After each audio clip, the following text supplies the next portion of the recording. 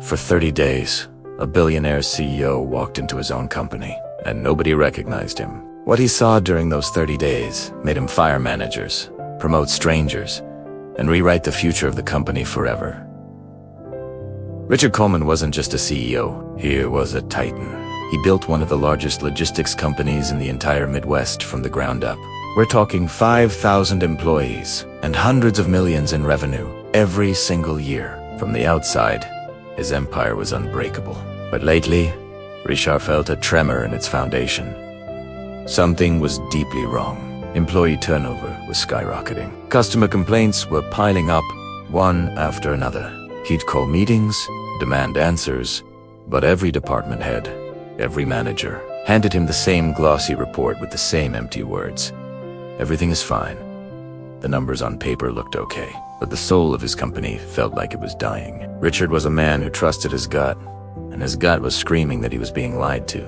The reports said one thing, but the reality he sensed was completely different. He knew the truth wasn't in the boardrooms or spreadsheets. It was on the warehouse floors, in the delivery trucks, with the people who actually did the work. So, at 58 years old, Richard Coleman made a decision that no board would ever approve. A move so crazy his top executives would have called him insane. He decided he would disappear.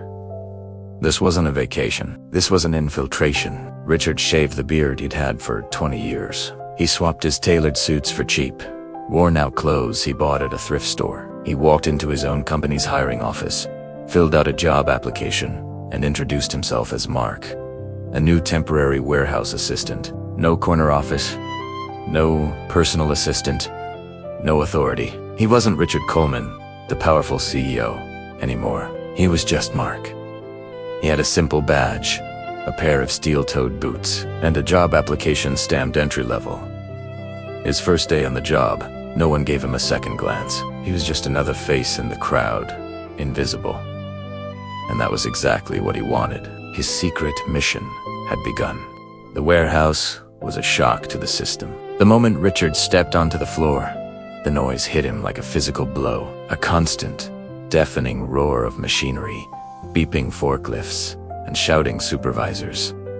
It was cold, to not just the temperature, but the atmosphere. It felt ruthless, like every person was just a number. A cog in a vast, uncaring machine. He watched as supervisors barked orders, their voices cutting through the din. One manager, a man with a perpetual scowl, was yelling at an elderly worker, his face red with anger, berating him for being too slow. Another supervisor casually waved off a safety protocol, urging workers to move faster, faster, always faster, to hit the day's quota. The pressure was immense, a heavy blanket smothering the entire space. Richard kept his head down, his borrowed uniform already feeling grimy. He lifted box after box, his muscles quickly starting to ache. He was just another faceless new hire. No one gave him a second glance. No one knew that the man silently stacking boxers beside them wasn't just another temp. He was the one who owned the entire building, the entire company. He was the one who signed their paychecks, and he was seeing his company from the inside for the very first time. Over the next 2 weeks, Richard continued his undercover work, and what he saw was far worse than he could have ever imagined. The tidy reports and spreadsheets that reached his corner office painted a picture of efficiency and productivity. But the reality on the floor was a different story. A story of fear and disrespect. He saw managers openly mocking employees who called in sick, their cruel jokes echoing in the break. He witnessed dedicated workers skipping their legally required breaks, not out of diligence, but out of fear. Fear of falling behind, fear of being singled out, fear of losing their jobs. He saw promotions and opportunities handed out not to the most deserving, not to the hardest workers, but to the supervisor's favorites, the ones who played the game. The injustice was blatant, a corrosive culture that was rotting the company from the inside out. One day, a particularly arrogant supervisor addressed a group of new hires, including Richard. The supervisor's words were cold and sharp, designed to intimidate. "Listen up," he said, his eyes scanning the room. "Don't get comfortable. You're all replaceable. Every single one of you." The words hung in the air, a chilling threat. Richard didn't react, but he pulled out a small notebook he kept hidden in his pocket. and carefully wrote that sentence down. You're replaceable. It was a philosophy he was starting to see everywhere, and he knew it had to change. Just when the cynicism started to feel overwhelming, when he began to believe the entire warehouse was poisoned by this toxic culture, he met Sarah. She was a single mother, working the grueling night shift to support her kids. Her official title was a standard floor worker, just like everyone else. But her real role, the one she took upon herself, was maureen. She was the unofficial trainer, the one who patiently guided new hires like Richard, showing them the ropes, even though it wasn't her job and she received no extra pay for it. He saw her share her small lunch with a temp worker who confessed he was homeless and had eaten all day. She did it quietly, without any fanfare, simply seeing a person in need and helping.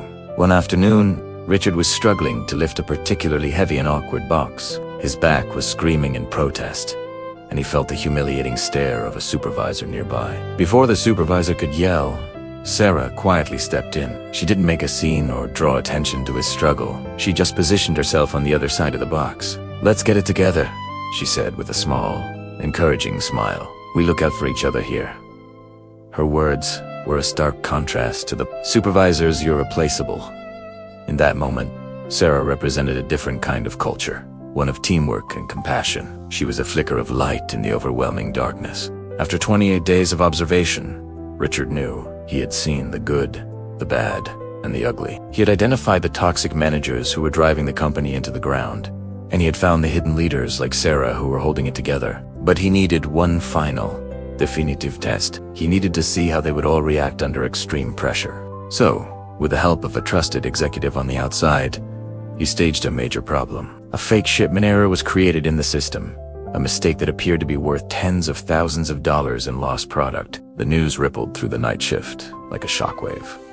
As predicted, the managers panicked. Their first instinct wasn't to solve the problem, but to find someone to blame.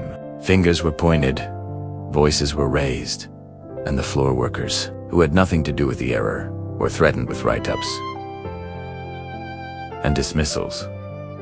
It was chaos. Amidst the finger-pointing and shouting, Sarah remained calm. She saw her team, scared and confused, being unfairly targeted.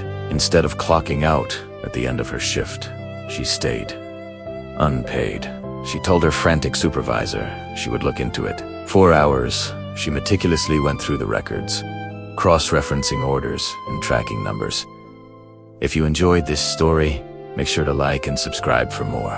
On day 30, the company-wide email went out. All employees were to gather in the main hall. An important announcement. Whispers filled the room. Was it about layoffs? A merger? Then, Richard walked onto the stage. He was still wearing his janitor's uniform. He took off the jacket, revealing a simple t-shirt underneath. Across the hall, a few managers froze. One turned pale. Another started sweating, looking for the nearest exit. Richard tapped the microphone. The room fell silent. "Hello, everyone," he said, his voice calm and steady. "For the past month, you've known me as Mark, the new janitor." He paused, letting the words hang in the air. "That's not my real name. My name is Richard Coleman." Absolute silence. You could hear a pin drop. Richard Coleman, the CEO, the founder, the man whose picture was on the company's About Us page, a picture that was clearly 10 years out of date. He then spoke for 15 minutes, not as a CEO, but as a man who had seen the soul of his own company from the very bottom. He talked about dignity. He talked about the quiet pride of a job well done, no matter how small. He talked about leadership not being a title, bad hand action. And he talked about truth, the truth you see when people think no one important is watching. The consequences were swift and decisive. That very same day, 3 senior managers were fired. The ones who had berated staff, who had ignored safety concerns, and who had treated their teams as disposable. 5 supervisors were demoted, moved to non-managerial roles where their poor leadership couldn't harm anyone else. Then, Richard called a name. Sarah? Sarah, the janitor, who had shared her lunch, who had shown him the ropes, who had treated him with kindness and respect from day one, looked up in shock. "Please come up here," Richard said.